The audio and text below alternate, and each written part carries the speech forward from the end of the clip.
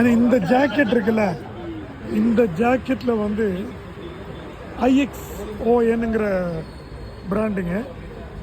நீங்கள் மோட்டரிஸ்டா இருக்குல்ல, மோட்டரிஸ்டா கார்த்தி, அந்த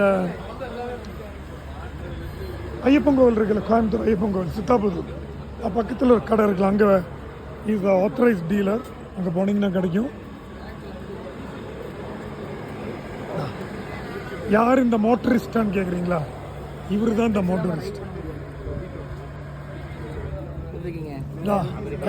IXON நேராக அங்கே போயிருங்க. இது லெதர், அது லெதர் தான் இல்லை, போத்தர் லெதரா? எஸ்.